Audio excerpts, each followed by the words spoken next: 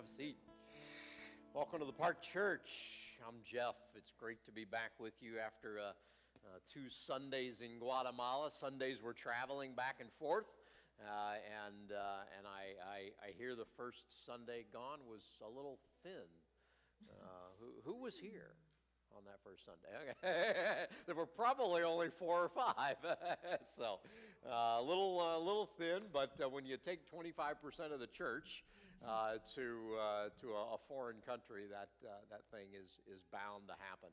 So I hope those of you that were here enjoyed Michael the first week and John the second week. Both great speakers and great insights. So.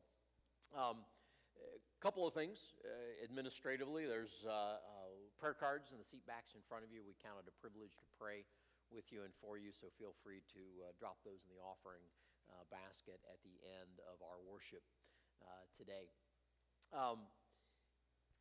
Today's going to be really all about Guatemala, all about sharing, because so many of you helped so much of the team go. We took Live Simply dollars from our Live Simply offering that we do every December and literally changed lives. We took down about $7,000, which was half of the offering. Half of that offering stays locally and half of it goes internationally. And those $7,000 paid for 37 stoves. We did not install them all. We actually paid for the stoves for everybody coming this summer. Wow. That's significant. So we changed lives. That may have included the water filters too. Stoves are $160. Water filters are $40. And but we did a lot more than that. So thank you for whether you actually packed a bag or not. You as a church were involved in world missions because you don't have to pack a suitcase to change the world.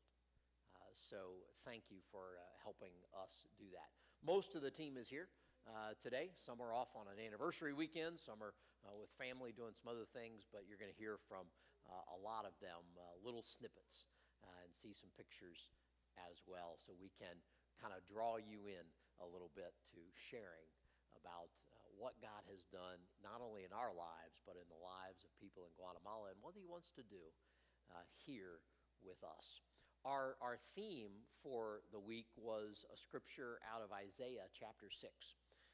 In the first part of that chapter, Isaiah is confronted with the holiness of God, the perfection of God. And he cries out and he says, "Woe is me, for I'm a man of unclean lips, and I dwell among a people of unclean lips." In other words, I'm undone and I'm in trouble because I've seen a holy God and I'm anything but holy. And the scripture says that one of, in Isaiah's vision, one of the angels grabbed a coal from the altar and touched his lips and God said, "Now you're clean." And in verse 8, do you have? Can you grab that, Kevin? I know I'm making you search around, but God says, "Whom shall I send, and who will go for us?" And Isaiah said, "I'll go. Here am I. Send me." And this was our theme for setting the foundation, and it sets the foundation for every bit of work we do as followers of Jesus.